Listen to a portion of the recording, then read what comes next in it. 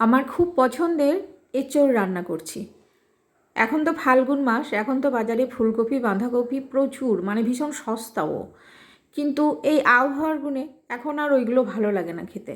তাই বাজার থেকে বলেছিলাম একটু এঁচোড় নিয়ে আসার জন্য, কিন্তু এ তো আবার সেই রাজার মতন রান্না করতে হবে একে, খুব কষে কষে মশলা দিয়ে, তবে এটা ভালো হবে।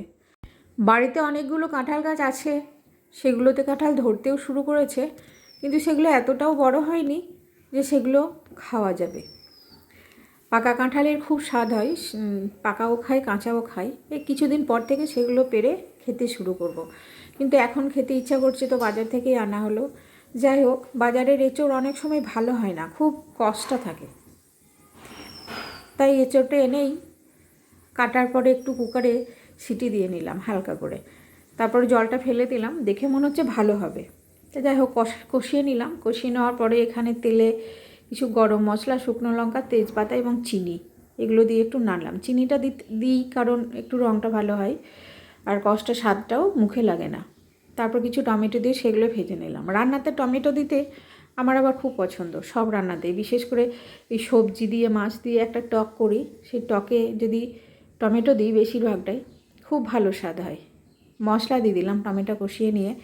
এই মশলাটাতে আছে আদা রসুন পেঁয়াজ কাঁচা লঙ্কা বাটা, তার সাথে হলুদ, এবং আমি একটা বাড়িতে মশলা ভেজে বানিয়ে নিই, সেই মশলাটাও এতে দেওয়া আছে। তাতে থাকে জিরে, ধনে, বিভিন্ন রকম গরম মশলা, জায়ফল, জয়িত্রী, গোলমরিচ, লবঙ্গ, এলাচ, দারচিনি, তেজপাতা, শুকনো লঙ্কা, সমস্ত কিছু দিয়েই আমি মশলাটা বানিয়ে রাখি, এবং এই মশলাটা দিয়ে আপনি যা বানাবেন তাই খুব খেতে সুন্দর লাগে। যেমন এই ধরনের রান্নাগুলো, আলুর দম, ইঁচড়ের তরকারি, পটলের রসা, মাছ মাংস, ডিমের ঝোল, বা আপনি বিরিয়ানিতেও দিতে পারেন। এই একটা মশলা আমার হাতের কাছে থাকলে রান্না নিয়ে আর কিছু ভাবার দরকার হয় না। আর তাছাড়া আদা পেঁয়াজ রসুন লঙ্কার একটা পেস্ট আমি 12 মাসই করে রেখে দিই, যার জন্য রান্নার সময় অতটা বেগ পেতে হয় না।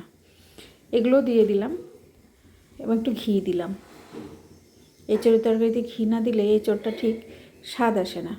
খুব সুন্দর করে কষিয়ে নিলাম, কারণ এই যে মশলা এবং তেল, তার সঙ্গে ঝাল লবণ সমস্তটা যদি এঁচোড়ের মধ্যে ভালো করে না আসে তাহলে খেতে ভালো লাগে না। তাই খুব সুন্দর করে উল্টে পাল্টে সুন্দর করে কষিয়ে নেবেন।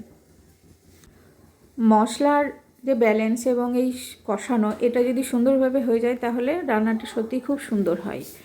আর এঁচোড়ের তরকারিটা যদি সুন্দর করে রান্না করতে পারেন তাহলে এর সঙ্গে আর সেরকম কিছু লাগেও না খাবার জন্যে।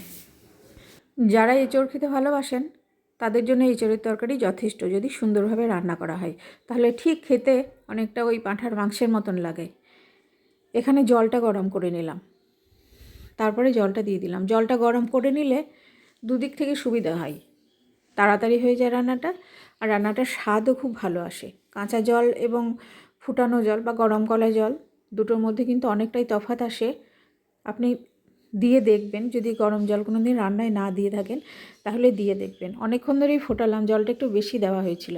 একটু বেশি দিলে, বেশিক্ষণ ফোটালে স্বাদটাও ভালো আসে, আর যদি একটু সিদ্ধ হতে কম থাকে তাহলেও সেটা হয়ে যায়। একটু জলটা আর একটু মেরে নেবো, ঝোলটা একটু মাখা মাখা হলে এটা নামিয়ে নেব। বলবেন কেমন হয়েছে ভিডিওটা।